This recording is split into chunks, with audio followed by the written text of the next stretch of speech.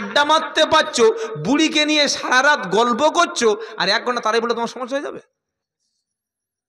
অধিকাংশ মসজিদে তারাবির নামাজ হবে না। কেন হবে না? তারাবির রুকু আর সেজদায় চুরি করার কারণে। আল্লাহু আকবার, কেরাত পড়া হলো, রুকুতে চলে গেল, আবার আল্লাহু আকবার।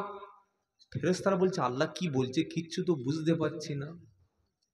রুকুতে গিয়ে কমপক্ষে 3 বার সুবহান রাব্বিয়াল আযীম, সুবহান রাব্বিয়াল আযীম, সুবহান রাব্বিয়াল আযীম। আলেমদেরকে জিজ্ঞাসা করুন, এই 3 বার সুবহান রাব্বিয়াল আযীম বলে দাঁড়িয়ে সামি আল্লাহু লিমান হামিদা রব্বানা লাকাল হামদ, এটা বলার পরে সুবহানাল্লাহ বলতে যতক্ষণ সময় লাগে, রুকু থেকে উঠে এতক্ষণ পরিমাণ দাঁড়ানো ওয়াজিব, দাঁড়াতেই হবে। ও ফরজ নামাজ, সুন্নত নামাজ, বেতের নামাজ, তারাবির নামাজ, যে কোনো নামাজে রুকু থেকে উঠে দাঁড়িয়ে খাড়া হয়ে সুবহানাল্লাহ বলতে যতক্ষণ সময় লাগে অতক্ষণ দাঁড়িয়ে থাকা। জোরে বলুন। আরেক জায়গায় ওয়াজিব, সেজদা দিলাম সুবহানা রাব্বিয়াল আ'লা, সুবহানা রাব্বিয়াল আলা, আলাও তো চাল দোকানদার। আরে বাবা, এই জন্য মসজিদে ইমাম সাহেবের কাছে একটু কোরআন শিখতে হয়। এগুলো একদিন জলসায় বসে সল্লুওয়ালা বলে উঠে চলে গেলে শেখা যায় না। ইমাম সাহেবের কাছে বসবেন, সুবহানা রাব্বিয়াল আ'লা, এটা মিনিমাম 3 বার বলে 2 সেজদার মাঝখানে বিশ্ব নবী বসতেন, সেজদা দিয়ে বলে বসে উঠে নবী পড়তেন আল্লাহুম্মা গফিরলি ওয়ারহামনি ওয়াহদিনি ওয়ারযুকনি ওয়াফিনি। এই দোয়াটা মনে হচ্ছে সবে 2025-এ আবিষ্কার হয়েছে, তাই না? নাকি প্রথম থেকে তো আমরা পড়ি কোনোদিন? সময় কই, সোনা বেড়া সোনা বেড়া সোনা বেড়া, আল্লাহু আকবার আল্লাহু আকবার, সোনা বেড়া সোনা, আল্লাহু আকবার আল্লাহু আকবার। নামাজ পড়ছে নাকি পাকি ধান খাচ্ছে, ঠিক করতে পারছে না। আর এর জন্য দায়ী ওই মসজিদের কিছু পাকা পাকা মাল। ও হুজুর এত দেরি করছো কেন? বাড়ি গিয়ে ভাত খাবো না? তোমার তো বউ নেই, তুমি তো শুয়ে পড়বে, আমাদের তো বাড়ি বউ সংসার আছে, তাড়াতাড়ি চালাও। 20 রাকাত তারাবি পড়ছে, 17 মিনিটে শেষ। বললে আলহামদুলিল্লাহ, জানটা ঠান্ডা হয়ে গেছে। কবরে গেলে বাঁশ ভিজিয়ে পিটবে। এই তারাবি কবুল হবে না। 2 সেজদার মাঝখানে সুবহানাল্লাহ পরিমাণ বসে থাকা ওয়াজিব, রুকু থেকে উঠে দাঁড়িয়ে সুবহানাল্লাহ পরিমাণ দাঁড়ানো ওয়াজিব। ওয়াজিব তরক হলো সাহু সেজদা দিতে হবে। সাহু সেজদা দিলে না, নামাজ নষ্ট হয়ে গেল।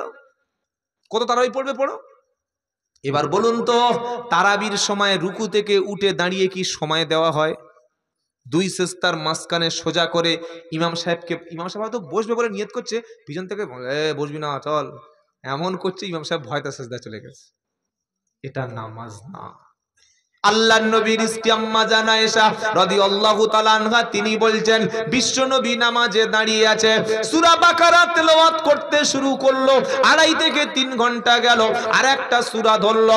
এইভাবে বিশ্ব নবীর রাতের নামাজটা 3 থেকে 4 ঘন্টা সময় লাগতো। এই নামাজের নাম হলো কিয়ামুল লাইল। নবী এইভাবে রাতের বেলা রমজানে তারাবি পড়তেন। আল্লাহর নবী নামাজ পড়তে পড়তে কদম মোবারক গুলো ফুলে যেত। সাহাবারা প্রশ্ন করেছেন, বিশ্ব নবী আপনি তো আল্লাহ তাআলা আপনার আগের এবং পরের জীবনের সমস্ত অপরাধগুলি মাফ করে দিয়েছেন, তারপরে এত বেশি নামাজ পড়েন কেন? আমার নবী বলেন, ও সাহাবারা, আল্লাহ তাআলা আমাকে যে ক্ষমা করে দিয়েছেন তার শুকরিয়া অনুযায়ী আমি বিশ্ব নবী এমন নামাজ পড়ি। জোরে হবে না? ইমাম যদি তাড়াহুড়ো করে, ইমামকে সিগন্যাল দেবেন, হুজুর চলবে না, এ 5G গতিতে বন্দে ভারত এক্সপ্রেস চলবে না, হয় ভালো করে পড়ুন আর তা না হলে অন্য ইমাম দেখে নেবো। বলতে পারবেন তো? বলছে বন্দে ভারত চাই। হুজুরের দোষ দিয়ে লাভ আছে? আমরা খেজুররা কি করি? বাবাজিরা, আল্লাহ ভাইরা, আমি তো নামাজ পড়তে এসছি না, আর 10 মিনিট লাগবে। তা আমার নামাজটা যদি কবুল না হয়, ওরকম পড়ার চাইতে বাড়িতে শুয়ে থাকা লাভ আছে। কি বলছি বুঝতে পারছেন না? পড়বো, ভালো করে পড়বো, 2 রাকাত পড়বো, কেন 100 রাকাত পড়বে হুড়ুহুড়ি করতে যাবো কেন? আপনি তারাবি পড়তে এসছেন, 9:40-এ শেষ হচ্ছে, 9:50-এ হবে, 10 মিনিট দেরি হবে, 10 মিনিট নামাজে দাঁড়ালে আপনি কি আপনার সব ক্ষতি হয়ে যাবে? রমজান মাসের নামাজে আল্লাহ তাআলা বিশ্বে মুসলমানদের জন্য 30 পারা কোরআন 30 দিনে হাফেজের পিছনে শোনার সৌভাগ্য করে দিয়েছেন। বলুন সুবহানাল্লাহ। এই সুযোগ আর জীবনে পাবেন না। রমজান চলে গেলে এই সুযোগ পাবেন না কোরআন শোনার। তাই যোগ্য হাফেজ রেখে তারাবি পড়বেন। আর একেবারে সম্ভব না হলেও ইমাম যদি তারাবি পড়ে, তিনি সূরা পড়লেও যেন থেমে থেমে আস্তে আস্তে করে সহিভাবে পড়ে, এটা যেন প্রত্যেকের মাথায় থাকে। কথা মনে থাকবে ইনশাআল্লাহ। তাড়াহুড়া করে নামাজ হবে না। নবী রাত্রেবেলা ঘুমাচ্ছেন, জিব্রাইল এসেছেন, এসে কি বলছে? ইয়া আইয়ুহাল মুযাম্মিল কুমিল লাইলা ইল্লা কলিলা নিসফাহু আও ইনকুস মিনহু কলিলা আও জিদ আলাইহি ওয়ারাত্তিলিল কুরআনা তারতিলা। 29 পারা সূরা মুজাম্মিলের 1 থেকে 4 নম্বর আয়াতে জিব্রাইল এসে নবীকে ডাকছেন, ইয়া আইয়ুহাল মুজাম্মিল। জোরে বলুন না সুবহানাল্লাহ, জোরে বলবেন না সুবহানাল্লাহ। গোটা কোরআনুল কারীমের মধ্যে আল্লাহ বিশ্ব নবীকে কখনো ইয়া মুহাম্মদ এমন শব্দ একবারে বলে নাই। হে আমার নবী, ইয়া মুহাম্মদ, ইয়া আহমদ এমন শব্দ আল্লাহ নবীকে বলে নাই। আল্লাহ যখন তার পেয়ারা নবীকে যখন ডেকেছে, সম্মানের সঙ্গে বিশ্ব নবীকে ডেকেছে। জোরে বলুন। বললে হুজুর কি কি শব্দ দিয়ে ডেকেছে? আল্লাহ নবীকে আল্লাহ ডাকছেন ইয়াসিন ওয়াল কুরআনিল হাকীম ইন্নাকা লামিনাল মুরসালিন আলা সিরাতিন মুস্তাকিম তানজিলাল আজিজির রহিম। এখানে বিশ্ব নবীকে আল্লাহ হে আমার প্রিয় ইয়াসিন বলে ডাক দিয়েছে। আবার চলুন সূরা তাহা বলে একটা সূরা আছে না, ওখানে আল্লাহ নবী ডাক দিচ্ছে তাহা মা আনজালনা আলাইকাল কুরআনা লিতাশকা। অনেক মুফাসসিরিন কেরামেরা আল্লাহর নবীকে আল্লাহ এই বিশেষণে তিনি ডাক দিয়েছেন। জোরে বলুন সুবহানাল্লাহ। আবার নবীকে ডাকছে কি বলে? হে মুহাম্মদ, ইয়া নবী, হে হাবিব, এরকম শব্দ নয়। কি বলছেন? ইয়া আইয়ুহাল মুদাসসির কুম ফাআদির ওয়া রাব্বাকা ফাকাব্বির ওয়া সিয়াবাকা ফাতাহহির। হে আমার চাদর মুড়ি দিয়ে শুয়ে থাকা ব্যক্তি, আপনি উঠে পড়ুন, মানুষকে সাবধান করুন। এই নামে আল্লাহ ডেকেছে। আর যে সূরা থেকে আলোচনা করছিলাম, এখানে বিশ্ব নবীকে কি বলে ডাকছে? ইয়া আইয়ুহাল মুযাম্মিল কুমিল লাইলা ইল্লা কলিলা নিসফাহু আও ইনকুস মিনহু কলিলা আও জিদ আলাইহি ওয়ারাত্তিলিল কুরআনা তারতিলা। সুবহানাল্লাহ বলেন। আবার নবীকে ডাক দিচ্ছে, কি বলছে? ইয়া আইয়ুহান নাবিয়্যু হাসবুকাল্লাহ। ইয়া আমার প্রিয় নবী, আইয়ুহান নবী বলে আল্লাহ ডাক দিয়েছেন। সুবহানাল্লাহ পড়েন। এখানে সূরা মুজাম্মিলে কি বলছে? ইয়া আইয়ুহাল মুজাম্মিল, ও চাদরওয়ালা, ও আমার চাদর মুড়ি দিয়ে ঢাকা ব্যক্তি, উঠে পড়ুন রাতের বেলা উঠে আপনি আল্লাহর জন্য দাঁড়িয়ে যান। রাতের অর্ধেক অংশ দাঁড়িয়ে যান, অথবা তার চাইতে কিছু কম অংশ, অথবা তার চাইতে কিছু বেশি অংশ রাতের বেলা দাঁড়িয়ে দাঁড়িয়ে আল্লাহর জন্য নামাজ পড়ুন। রমজান মাস শরীফ যখন শুরু হতো, বিশ্ব নবী নবী মুহাম্মদ সাল্লাল্লাহু আলাইহি সাল্লাম তারাবির নামাজ পড়ে দ্রুত ঘুমিয়ে যেতেন। রাত যখন একটু গভীর হতো বিশ্ব নবী তখন তারাবিতে কিয়ামুল লাইলের নামাজ পড়তে পড়তে সাহারির সময় হয়ে যেত। আর বিশ্ব নবী সবচাইতে দেরি করে সাহারি করতেন, কারণ দেরি করে সাহারি করা সুন্নাত। দেরি মানে আমার আজান হচ্ছে আর ওই তখন গালে পানি দিচ্ছে, এটা নয়।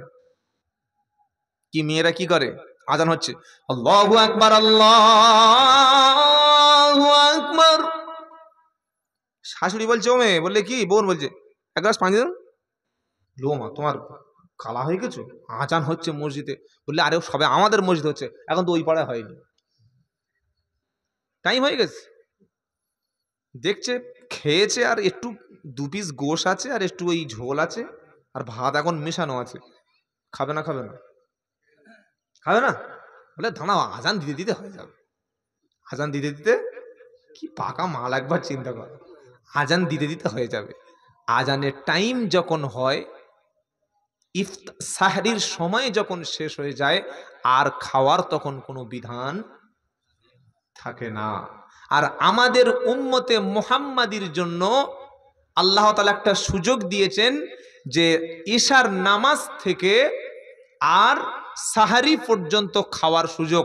কিন্তু রোজা যখন ফরজ হয়, রোজা যখন আমাদের নবীর উপরে, বিশ্ব নবীর উপরে ফরজ হয়, তখন কিন্তু এই সিস্টেম ছিল না। কি সিস্টেম ছিল ভাই? তখন সিস্টেম ছিল যে ইফতার থেকে আর তারাবি পর্যন্ত, তারাবির নামাজ থেকে ঘুমানো পর্যন্ত তুমি যা খুশি খেয়ে নাও, যত পানি আছে খেয়ে নাও, স্বামী স্ত্রীর শারীরিক সম্পর্ক যা আছে করে ফেলো, ঘুমিয়ে পড়লে আর তার পরের দিন সন্ধ্যা পর্যন্ত কিছু খেতে পারবে না। কি বলছি বুঝতে পারছেন না? এটাই ইসলামের শুরুতে, মদিনায় ইসলাম যখন যায়, রমজান রোজা ফরজ হয়, তখন এই হুকুমটা ছিল। হযরতে কাইস রাদিয়াল্লাহু তাআলা আনহু, তিনি মাঠে কাজ করতে গেছেন, জমিতে গমটম চাষ করতে গেছেন। বাড়িতে ফিরে এসে বলছে, বিবি ইফতারের সময় তো হয়ে এসছে, কিছু খাবার আছে? তা বললে না গো, খুব গরিব মানুষ, কোথায় পাবো? কিচ্ছু নাই? বললে না। তাহলে একটু দাঁড়াও, পাশের বাড়ি থেকে দেখি যদি কারো কিছু খাবার টাবার আনতে পারি। বিবি খাবার এনে দেখে স্বামী সারাদিন ক্লান্ত শ্রান্ত পরিশ্রম করেছে, এসে দেখছে স্বামী ঘুমিয়ে গেছে।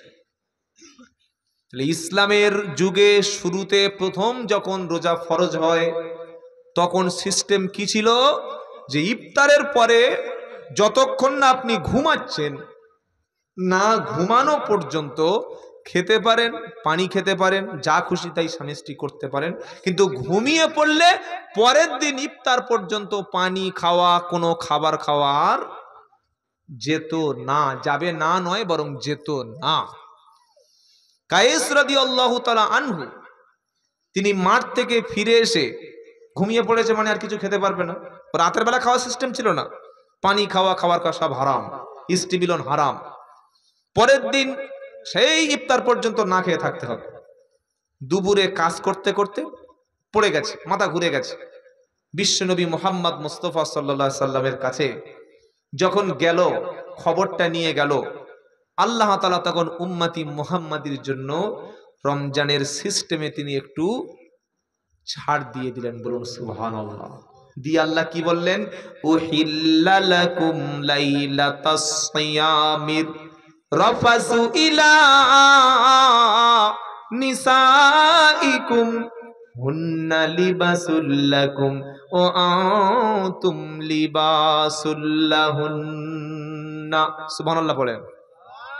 আল্লাহ পাক শোনাচ্ছেন, নবী তোমার উম্মত, তোমার সাহাবা, নিয়ম ছিল ইফতারের পর থেকে ঘুমিয়ে পড়া পর্যন্ত পানি খেতে পারত, সাহরি খেতে পারত, স্ত্রী মিলন করতে পারত। কিন্তু ঘুমিয়ে পড়ার পর থেকে তারপরের দিন ইফতার পর্যন্ত খাওয়া পান করা আরো কিছু করা যেত না। আমি আল্লাহ বলে দিলাম, উহিল্লা লাকুম লাইলাতাস সিয়ামির রাফাসু ইলা নিসা। হে আমার নবী, আপনার উম্মতের জন্য হালাল হলো। এবার ইফতার থেকে সাহারি পর্যন্ত যত খুশি তত খাও, যত খুশি তত পান করো, স্ত্রী মিলন করো। সেখান থেকে রমজান মাসে স্ত্রীর স্বামীর সম্পর্ক আরো নিষেধ হলো না। জোরে বলুন সুবহানাল্লাহ, জোরে বলবেন না সুবহানাল্লাহ। তবে কতক্ষণ পর্যন্ত খাবে?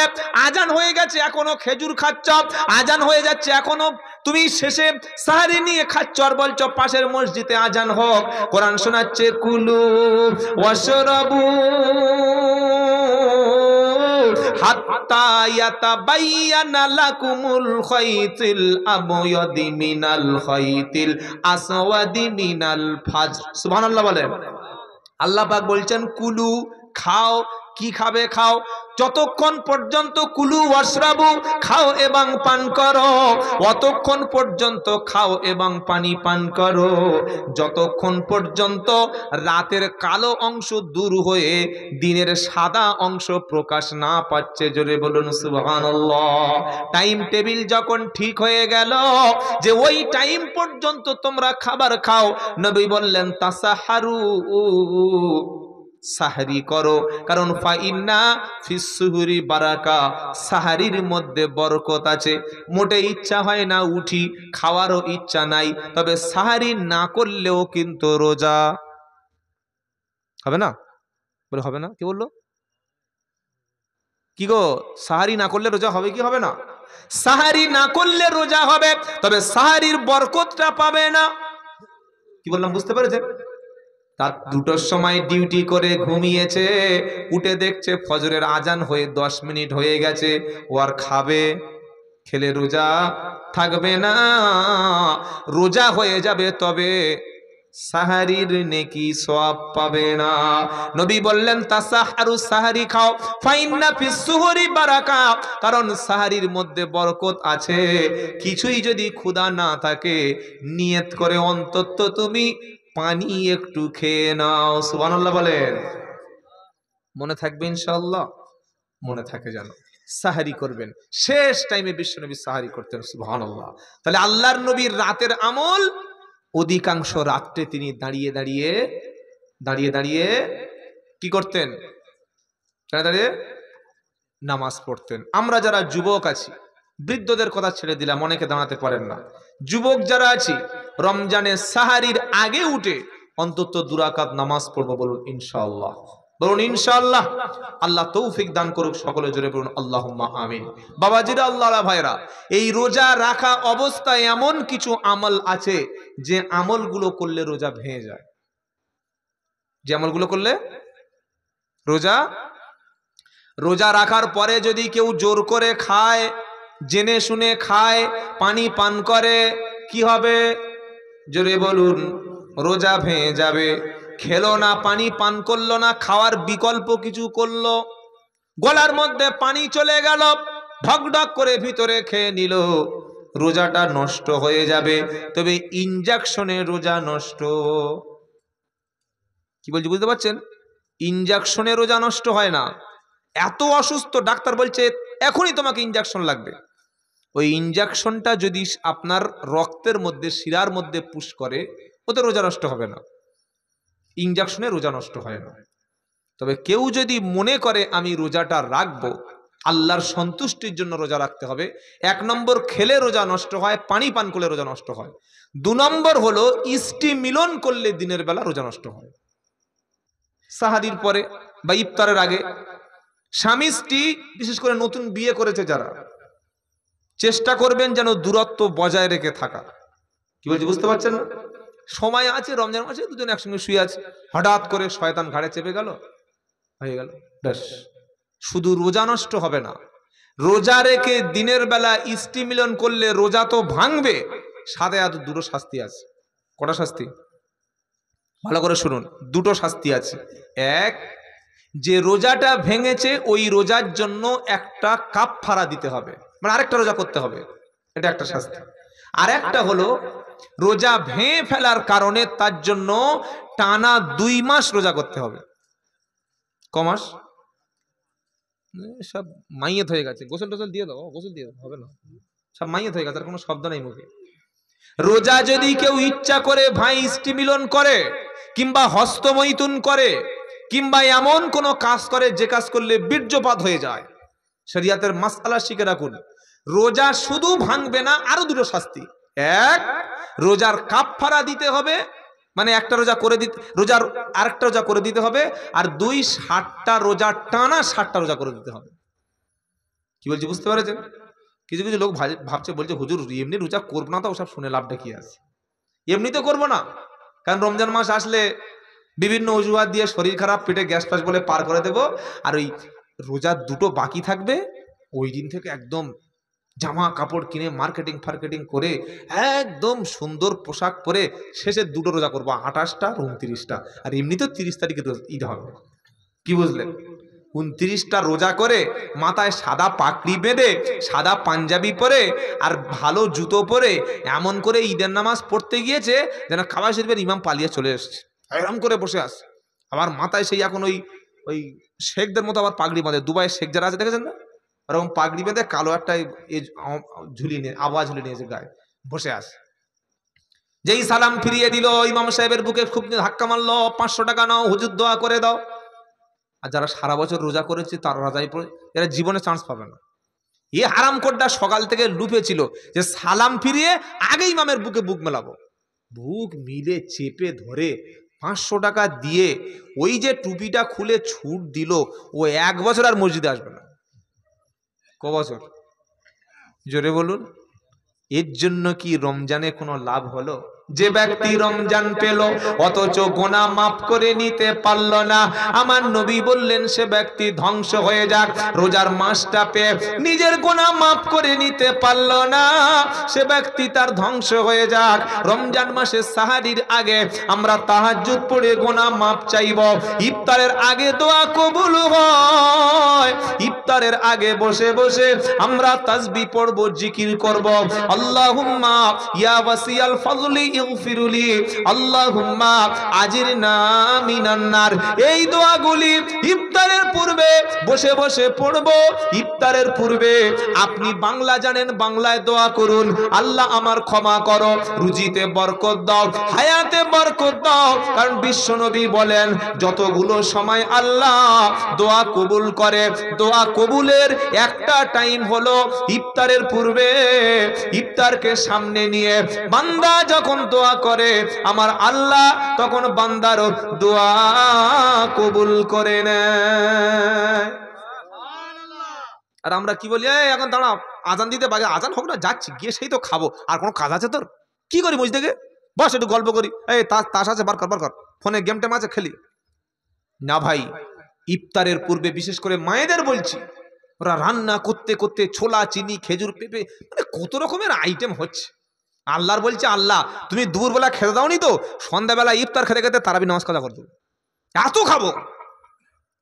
ফজুল খরচ। আর ইফতার যা করে হাফ ফেলে দেয়, হাফ খায় না। আপনি ভেবে দেখবেন, পাশের গরিব আছে, সে ছোলা চিনি পায় না, খেজুর পায় না, একটু পানি পায় না, ফিরে তাকায় না। রমজান মাসে হাজি সাহেব টাকাওয়ালা পয়সাওয়ালা একদম খেজুর, ছোলা, চিনি, পেঁপে, যত রকমের ফল। ওই যেরকম আমাদের হিন্দু ভাইদের পূজা দেওয়ার সময় এক পিস ফল লাগে না, লাগে না? ফল লাগে না? 1 পিস আপেল, আনারস, লেবু, নাশপাতি, ডালিম সব 1 পিস করে, আঙ্গুর 1 পিস, কলা 1 পিস, বেদানা 1 পিস, ওই কি বলে নারকেল 1 পিস, সব 1 পিস, কাঁঠাল 1 পিস এনেছে। ঠিক ইফতারের সময় পুরো ফলটা খাঞ্জা সাজিয়ে সামনে নিয়ে চুপচাপ বসে আছে, কোনটা আগে খাবো, খেজুরটা না পেঁপেটা? উফ, পেঁপেটা যা লাল হয়েছে, তরমুজটা আরো লাল, কোনটা খাবো? এই জাহান্নামে যাওয়া আযাব থেকে বাঁচার ইচ্ছা আছে? ওই সময় কি মনে হলো না, রব্বানা সারা বছর হারাম খেয়েছি, সারা বছর মিথ্যা বলেছি, অপারের ক্ষতি করেছি, যেহেতু ইফতারের পূর্বে দোয়া আল্লাহ কবুল করে, আমি তো ইফতারকে সামনে নিয়ে আল্লাহর কাছে দোয়া করব। আমার নবী বলেন রোজাদারের জন্য 2টি আনন্দ, একটা হলো ইফতারের সময়, আর একটা হলো আল্লাহর সঙ্গে যেদিন দেখা হবে। রোজাদারের জন্য 2টি আনন্দ। প্রথম আনন্দ হলো ইফতার সারাদিন রোজা করে আজান যখন হয়ে গেল মুখে খেজুর দিয়ে যখন বিসমিল্লাহ বলে পানি দিয়ে ইফতার করলো, ওই সময় মনে একটা তৃপ্তি আসে। 5টা বেজে 48, 5টা বেজে 42-এ ইফতার শুরু হবে। 10 সেকেন্ড আগ পর্যন্ত বান্দা ইফতার হাতে নিয়ে খাচ্ছে না। আমার আল্লাহ বলে, বান্দা, এই বান্দাগুলিকে দেখো, এরা কিসের জন্য ইফতার করছে না, কেন খাচ্ছে না? তারা কি আল্লাহকে দেখেছে? ফেরেশতারা বলে, আল্লাহ, ওরা তো আপনাকে দেখে নাই, না দেখে ভয় করে জাহান্নামের আযাবের ভয়ে নির্দিষ্ট টাইম পর্যন্ত খাচ্ছে না। আমার আল্লাহ বলে, বান্দা, যারা না দেখে ভয় করেছে আর আমার হুকুম যারা পালন করেছে, আমি আল্লাহ আমাকে না দেখে ভয় করা ব্যক্তিদের সব গুনাহগুলো ক্ষমা করে দিলাম। বললেন না দেখে ভয় করলে ক্ষমা, এটা কোথায় লেখা আছে? ইন্নাল্লাযীনা ইয়াখশাউনা রাব্বাহুম বিল গায়বি লাহুম মাগফিরাতু ওয়া আজরুন কাবীর। 29 পারা 2য় পৃষ্ঠায় একদম ঠিক উপর থেকে লাইন, 2টো লাইন নিচে সূরা মুলকে আল্লাহ পাক শোনাচ্ছে, ইন্নাল্লাযীনা ইয়াখশাউনা রাব্বাহুম বিল গায়বি লাহুম মাগফিরাতু ওয়া আজরুন কাবীর। নিশ্চয়ই যারা আমি আল্লাহ আমাকে না দেখে ভয় করেছে তাদের জন্য রয়েছে ক্ষমা, আর তাদের জন্য রয়েছে বিশাল বড় পুরস্কার। জোরে হবে না সুবহানাল্লাহ? আল্লাহকে না দেখে ভয় করলে এবার কি আছে? সূরা রহমানটা খুলুন। ওয়ালিমান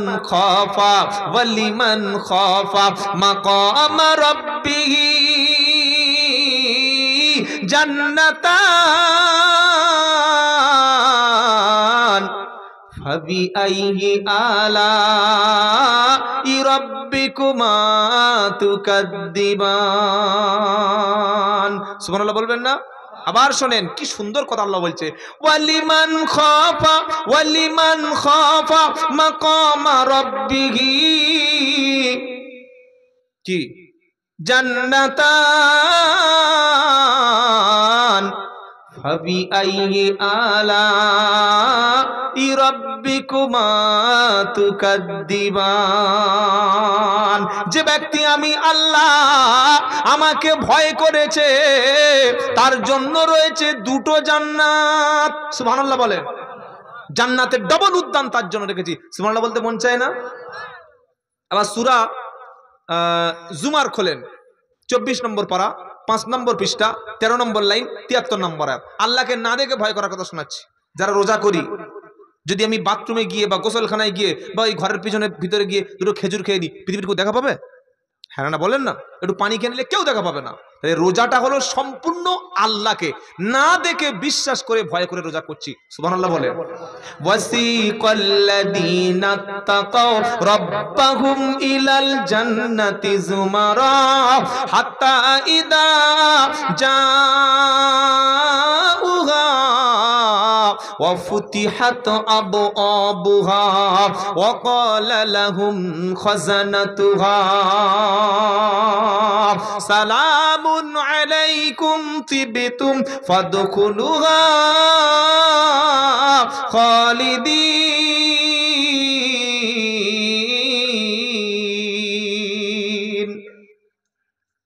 সুবহানাল্লাহ বলার একটা মন চায় না, হবে না। জোর করে কবুল টবুল বললে কেউ কবুল করে? আসলে আমি প্রথমে বললাম যে বাঙালি সুর খেকো জিনিস। এতক্ষণ যদি একটা অন্য ওয়াকিয়া ধরতাম, বিশাল ঘটনা, বাবা আমার হুজুর সাহেব কত বড় হুজুর জানো, ওনার কাছে গেলে যদি কোনোদিন পানিতে ফুঁক দিতেন, এত বড় আল্লাহওয়ালা ছিল, ফুঁ দিলে সঙ্গে সঙ্গে গ্লাসটা ভেঙে চৌচির হয়ে যেত। জোরে বলুন হ্যাঁ, এইবার সুবহানাল্লাহ। গ্লাস ভাঙলে সুবহানাল্লাহ হচ্ছে, আর কোরআন শুনে সুবহানাল্লাহ বার হচ্ছে না। এর মনের মধ্যে আল্লাহর কোরআনের প্রতি কোনো অ্যাট্রাকশন আছে? এই ঠিক ধরেছে, বুঝতে পারে নাই। মানে আল্লাহর কথা আমাদের বোঝা যাচ্ছে না। আল্লাহর কথা হচ্ছে, আমি যে কথা বলছি ওয়াল্লাহি আল্লাহর কসম করে বলছি, যে কথাগুলো আল্লাহ আমাকে বলাচ্ছেন এগুলো আমার বলার কোনো ক্ষমতা আছে? আল্লাহ যেটা আমার মগজে, যেটা জেহেনে এনে দিচ্ছেন সেটাই আমি বলছি। আমি যে কথা বলছি আল্লাহর কোরআন তো বলছি, আল্লাহ তো কোরআন বলাচ্ছেন। এই যে হাফেজরা রমজান মাসে তারাবি পড়ায়, পেট কেটে চিরুন, এক্স-রে করুন, পেটের এই বুকের ইএমআই করুন, এমআরআই করুন, মাথার সিটি স্ক্যান করুন, গোস্ত মাংস পিণ্ড টুকরো টুকরো টুকরো টুকরো পিস পিস করে করে ভাগ করে দেখুন, কোরআন কোন জায়গায় খুঁজে পাওয়া যাবে না। কি বলছি বুঝতে পারছেন না? হাফেজের মাথা থেকে পা পর্যন্ত যদি চিরে চিরে মাংসগুলো ছোট্ট ছোট্ট পিস পিস করেন, যে দেখি কোত্থেকে মালগুলো এরকম এত সুন্দর করে বলছে, দেখি হাফেজ সাহেবটা এত ছোট হাফেজ সাহেব কি করে বার করে, খুঁজে দেখি, বুক কেটে দেখছে কোনো জায়গায় নাই, পেট কেটে দেখছে নাই, দিল কেটে দেখছে নাই, মাথার সমস্ত 1.65 মিলিগ্রাম মানে 1 কেজি 650 গ্রাম আমাদের ব্রেন ঘির ওজন। কি বলছি বুঝতে পারছেন না? এই 1.5 কেজি ওজনের মাথার ঘিলুটা পিস পিস করে কেটে গ্লাসের উপরে ল্যাবরেটরিতে পরীক্ষা করে দেখছে, এই কোরআন তো কোথাও নাই। তাহলে বলে কোত্থেকে? কে বলান? জোরে বলুন। আল্লাহর কালাম আপনাদের শোনাচ্ছি। এই বাঙালিদের জলসাগুলো, পশ্চিম বাংলার জলসাগুলো ঘটনা, কেসা, কাহিনী, গল্প, গীবত, চর্চা, আজে বাজে হাসি ঠাট্টা তামাশা, এর পিছনে কাটি মারা, ওর পিছনে বাঁশ দেয়া, এই করে করে জলসা নেই, উঠেই ওর পিছনে কাটি মারা এই করতে শুরু করেছে। জি জি ইনশাআল্লাহ বাবাজিরা, আল্লাহ ভাইরা, এইবার যে কোরআনটা শোনাচ্ছি যারা আল্লাহর দিকে ভয় করে, কি বলছেন আল্লাহ? ওয়াসিকাল্লাযীনা তাকাও রাব্বাহুম ইলাল জান্নাতি যুমারা হাত্তা ইদা জাউহা ফুতিহাত আবওয়াবুহা ওয়া ক্বালা লাহুম খাযানাতুহা। এত পোকা চলে আসে, গালে একটা ঢেকে দেয়, চোখে একটা ঢেকে। তার জন্য এমন জান্নাত রেখেছি, জান্নাতের এত সুন্দর মনোরম পরিবেশ রেখেছি, পৃথিবীর কোন চোখ ওই জান্নাতও দেখতে পাবে না। আমরা যারা যুবক মানুষ আছি, সাহারির আগে যেন উঠে অন্তত সাহারি খাওয়ার আগে 2 রাকাত নামাজ পড়বো, বলুন ইনশাআল্লাহ। কি নামাজ পড়বে? যা ডাকে মসজিদে 3:20 সাহারি শেষ, 2টো থেকে উঠে ডাকা শুরু করে দিয়েছে। করে কি করে না? আচ্ছা ভাই আপনি বলুন, মোবাইল নাই এরকম লোক কি আছে কেউ যে বাড়িতে মোবাইল নাই? বাড়িতে মোবাইল নাই এরকম কোনো ব্যক্তি যদি থাকেন আমার সঙ্গে যোগাযোগ করবেন, আমি রমজান মাসে আপনার তো ছোট একটা 1200 টাকার ফোন কিনে দেবো ইনশাআল্লাহ। যোগাযোগ করবেন। যে বাড়িতে কোনো ফোন নেই, বাড়িতে কারোর ফোন নেই, ছেলের নেই, মেয়ের নেই, বৌমার নেই, কারোর নেই, এরকম কোন আল্লাহওয়ালা আছে এখানে? ফকিরের ঝোলায় মোবাইল। কি বলছি বুঝতে পারছেন না? ফকির যে তার ঝোলায় মোবাইল, বলছে আমি মোল্লা পাড়ায়, তুই লস্কর পাড়াটা দেখে নে আজকের। ও জানে সব এক পাড়ায় ঢুকে গেলে মাল পাবো না। ফকিরের কমিটি আছে, আবার ফকির কমিটির সেক্রেটারি জানেন আপনার, ফকিরের গ্রুপ আছে, হয়তো এগুলো জানেন। প্রত্যেকের মোবাইল, কার মোবাইল নাই? তো প্রত্যেক যদি বাড়িতে মোবাইল থাকে, মোবাইলে অ্যালার্ম আছে। অ্যালার্ম মানে কি? আপনার সাহারি শেষ হবে 3:20 বা ধরুন 3:50, 3:30। আপনি যদি 30 মিনিট বা 40 মিনিট আগে অ্যালার্ম দিয়ে রাখেন, জেগে ওঠা সম্ভব না? সম্ভব না? সম্ভব। ঠিক আছে, মোবাইল ছেড়ে দিলাম, ও কচুর মাথা ছেড়ে দিলাম। মসজিদে যদি 1 ঘন্টা আগে বা 40 মিনিট আগে একবার বা দুবার বলে দেয়, মাঝখানে 20 মিনিট 15 মিনিট পরে আর একবার টাইম বলে দেয়, এতে তাহাজ্জুদ পড়ার অসুবিধা হবে? এতে রাত্রেবেলা উঠে একটু জিকির আজগার করার অসুবিধা হবে? এতে কেউ উঠে কোরআন শরীফ পড়ছে তার অসুবিধা হবে? হবে না। কিন্তু আমাদের মসজিদগুলোতে কি করে, আমি এখানে যাই না, আমাদের চাম্পাটিতে আমি তো বলে বলে সব মানা করে দিয়েছি। রাত 2টোর সময় প্রথমে মাইকে উঠে জোরে কেরাত পড়ছে, একটা লোক গোসল করছে, একটা লোক শারীরিক মিলন করছে, আরেকটা লোক ঘুমাচ্ছে, আরেকজন তাহাজ্জুদ পড়ছে। ওই যে কোরআন ধরেছে, কে শুনছে আল্লাহই জানে। 15 মিনিট পড়েছে, 15 মিনিট পড়ার পরে এবার বলছে উঠে পড়ুন, উঠে পড়ুন, উঠে পড়ুন, উঠে পড়ুন, সেহরির সময় হয়ে গেছে। কোথায় উঠবো? তোমার ঘাড়ে উঠবো?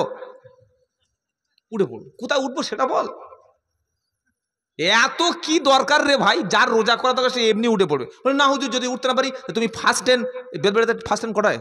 4:10 মনে হচ্ছে নাকি? 4:10 15।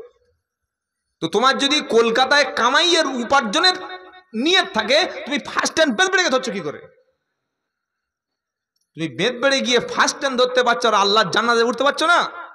মসজিদে অ্যানাউন্স করুন, হাঁকুন, ডাকুন, কিন্তু একটা সীমিত ভাবে, একটা লিমিটেশন রেখে, একটা লিমিট রেখে।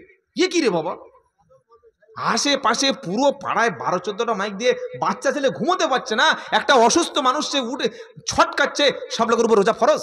বাচ্চাদের রোজা ফরজ না? যাদের মেন্স হয় মায়েদের রোজা ফরজ না? অসুস্থ মরে যাচ্ছে, তার রোজা পরবর্তীকালে করে দেওয়ার সুযোগ আছে। তাহলে সবার উপরে তো রোজা ফরজ না। একটা পাশে হিন্দু কিছু লোক আছে, আপনি তার দূর থেকে চিল্লে যাচ্ছেন, কি আমি বুঝতে পারছি না। মাইকে ডাকুন, তবে যেন সীমা রেখে। 10 মিনিট 5 মিনিট বলে একটু আবার 10 মিনিট 20 মিনিট পরে একবার ডাকলাম, এতে অসুবিধা আছে? অসুবিধা নাই। আমি কি বলছি কথা বুঝতে পারছেন? আর কাল সকালে বলবে মাইকে টাকা বন্ধ করতে বলে চলে গেছে, ভুলভাল কথা বুঝবেন না। প্রত্যেক জিনিসের একটা লিমিট রয়েছে, একটা সিস্টেম আছে, একটা নিয়ম আছে। এগুলো একটু যেন হিসেব করে আমরা কাজগুলো করি, যেন মাথায় থাকে, বলুন ইনশাআল্লাহ। তো ওই যে রাতের বেলা সাহারির টাইম, ওই সময় উঠে আমাদের জন্য 2 রাকাত তাহাজ্জুদের সময় পাওয়া যায়, জোরে বলুন না সুবহানাল্লাহ। আর রাতের বেলা স্পেশাল ভাবে আল্লাহ তার ইমানদার ব্যক্তিকে একটা তাহাজ্জুদের সময় করে দিয়েছেন, জোরে বলেন ওয়া মিনাল লাইলি ফাতাহাজ্জাত বিহি নাফিলাতাল লাক আসা আইয়াবআসাকা রাব্বুকা মাকামাম মাহমুদা। 15 পারা 8 পৃষ্ঠা 13 নম্বর লাইনের 87 নম্বর আয়াত, সূরার নাম সূরা বানি ইসরাইল। আল্লাহ পাক শোনাচ্ছে ওয়া মিনাল লাইলি ফাতাহাজ্জাত বিহি নাফিলাতাল লাক। হে আমার বিশ্ব নবী, আপনার উম্মতের জন্য, উম্মতে মুহাম্মাদির জন্য আমি আল্লাহ তোমাদের মতো বান্দাদের জন্য দিনের বেলা 5 ওয়াক্ত নামাজ আমি আল্লাহ ফরজ করে দিয়েছি। ফজরে যাবে, জোহর, আসর, মাগরিব এবং ইশায়ে তুমি বান্দা আমার সঙ্গে সাক্ষাতের জন্য আসবে, কিন্তু রাত যখন গভীর হবে আমি থাকবো, তুমি থাকবে, মাঝখানে যেন কেউ থাকে না। তুমি গুনাহ করেছো গোপনে, রেখেছো সেটা গোপনে, জানে না কেউ এখানে। তুমি যখন গুনাহ করো বিবিও জানতো না, বাচ্চাও জানতো না, ভলে আর মোল্লা পাড়ার কোন লোক তোমার অপরাধটা দেখেনি, আমি আল্লাহ শুধু তোমার অপরাধটা দেখেছি।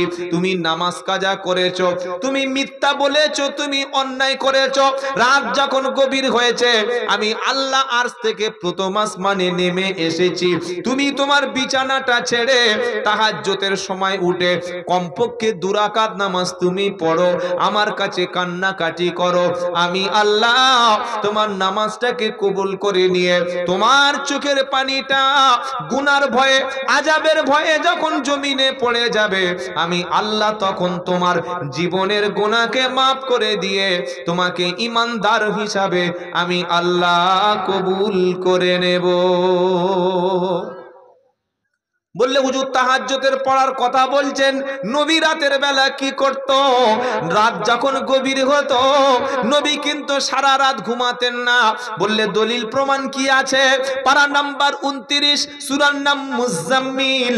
আল্লাহর নবী সাদা কাপড় মুড়ি দিয়ে রাত্রে বেলা ঘুমিয়ে আছে। জিবরাইল এসে আল্লাহর নবীকে ডেকে দিল, ইয়া আইয়ুহাল মুজাম্মিল কুমিল লাইলা ইল্লা কলিলা নিসফাহু আও ইনকুস মিনহু কলিলা আও জিদ আলাইহি ওয়ারাত্তিলিল কুরআন তারতিলা। নবী রাতের বেলা কি করত আমলটা শুনে রাখুন। বিশ্ব নবী মুহাম্মদ মুস্তাফা, সকলে বলুন। আচ্ছা, এই যে সাল্লাল্লাহু আলাইহি ওয়াসাল্লাম বললাম, এটা দরুদ না দরুদ না? ঠিক করে বলুন। দরুদ শরীফ তো? দরুদ শরীফ। এইবার কিছু কিছু বক্তা আছে দেখবেন বলবে এই যে 2 ঘন্টা বক্তব্য করলো, দরুদ শরীফ পড়লো কই? ওই বক্তার কাছে জিজ্ঞাসা করুন যে দরুদ কটা আছে। আল্লাহুম্মা সাল্লি আলা মুহাম্মাদ ওয়া আলা আলি মুহাম্মাদ, নামাজে যেটা পড়ি এটা দরুদ না দরুদ না? দরুদ। আসসালাতু আসসালামু আলাইকা ইয়া রাসূলুল্লাহ, হাজী সাহেবরা যখন প্রিয় রাসূল পাক সাল্লাল্লাহু আলাইহি ওয়াসাল্লামের কবরের সামনে, মাজারের সামনে যখন গিয়ে সালাম দেয়, এটা দরুদ না দরুদ না? সালাতুন ইয়া রাসূলুল্লাহ, আসসালামু আলাইকুম ইয়া হাবিবাল্লাহ, এটা দরুদ না দরুদ না? দরুদ। আল্লাহুম্মা সাল্লি আলা সাইয়্যিদিনা মাওলানা মুহাম্মদ, এটা দরুদ না দরুদ না? দরুদ। সাল্লাল্লাহু আলাইহি ওয়াসাল্লাম, এটা দরুদ না দরুদ না? তাহলে আমি আপনাদেরকে বক্তব্যের মাঝে নবীর নাম যখনই শুনলেন সঙ্গে সঙ্গে সাল্লাল্লাহু আলাইহি সাল্লাম বললাম, এটা দরুদ পড়া হলো না হলো না? এবার আমরা বক্তারা আপনাদের একটা ভুল বুঝিয়েছি, কি জানেন? 10 মিনিট বক্তব্য করে এবার দেখছে একটু চাটা তো এসে গেছে, একটু খাবো কি করে, না আল্লাহুম্মা চা দাও চা দাও। এবার 5 মিনিট খেয়ে নিলাম, নিয়ে দেখছে চার তলায় এখনো পর্যন্ত আরো হাফ চা আছে। তো বললি এইটা তো শেষ করতে হবে। আরে কি ভলে মোল্লাপাড়ার লোকেরা মহাব্বতে পড়ো আল্লাহুম্মা, লোক ওদিকে পড়ে যাচ্ছে, আমি সুসু সুসু করে। একটা ছেলে কলেজের পিছনে বসছিল, বুঝলেন, একটা হাই স্কুলের ছেলে, শিক্ষিত ছেলে, সে দেখছে যে হুজুর বলল দরুদ পড়ো, আর উনি একবার আল্লাহুম্মা বলে চাটা খেয়ে নিল, উনি তো দরুদ পড়লো না। কি বলছি বুঝতে পারছেন না? আচ্ছা, কোনোদিন কোনো বক্তাকে কেউ ধরেছেন যে হুজুর আপনি বললেন দরুদ পড়ুন, আর আপনি নিজেই চা খেলেন আর আমাদের পড়তে বললেন, কিন্তু কথার কাজে মিল হলো না? এটা করে কি করে না? বেশি হচ্ছে তো? তাহলে আমি ঠিক বলেছি? আমি বলছি না যে এটা করবেন করবেন না, সেটা তাদের ব্যাপার, কিন্তু সাল্লাল্লাহু আলাইহি ওয়াসাল্লাম এটা বলা মানে একটা দরুদ পড়া হলো। বলুন সুবহানাল্লাহ। একবার সাল্লাল্লাহু আলাইহি ওয়াসাল্লাম বললেন, সাথে সাথে আল্লাহ আপনার উপরে 10টা রহমত নাজিল করলেন। জোরে বলুন না সুবহানাল্লাহ। তবে সত্য একটা কথা শিখে রাখুন, আর এখানে অনেক ভালো ভালো আলেম ওলামা আছে, বিশেষ করে আমার বন্ধু আছে মুফতি মাওলানা শামসুদ্দিন সাহেব, জিজ্ঞাসা করে নেবেন যে সবচাইতে কোন দরুদটা বেশি আল্লাহর নবী ভালোবাসতেন, কোন দরুদটা নবী তার সাহাবাদের পড়তে বলেছেন। তিনি এক বাক্যে বলবেন দরুদ শরীফ যেটা নামাজে পড়ি, আল্লাহুম্মা সাল্লি আলা মুহাম্মাদ ওয়া আলা আলি মুহাম্মাদ কামা সাল্লাইতা আলা ইব্রাহিম ওয়া আলা আলি ইব্রাহিমা ইন্নাকা হামিদুম মাজিদ। আল্লাহুম্মা বারিক আলা মুহাম্মাদ ওয়া আলা আলি মুহাম্মাদ কামা বারাকতা আলা ইব্রাহিম ওয়া আলা আলি ইব্রাহিমা ইন্নাকা হামিদুম মাজিদ। এই দরুদটার কথা সহিহ মুসলিম শরীফে লেখা আছে। জোরে বলুন সুবহানাল্লাহ। তা আমরা যখন দরুদের আমল করব, আমলগুলো করব, বলুন ইনশাআল্লাহ। এবার আসুন আল্লাহর নবী রাতের বেলা কি করতেন, বিশেষ করে রমজানের রাত্রে নবী কি করতেন। নবী পাক সাল্লাল্লাহু আলাইহি ওয়াসাল্লাম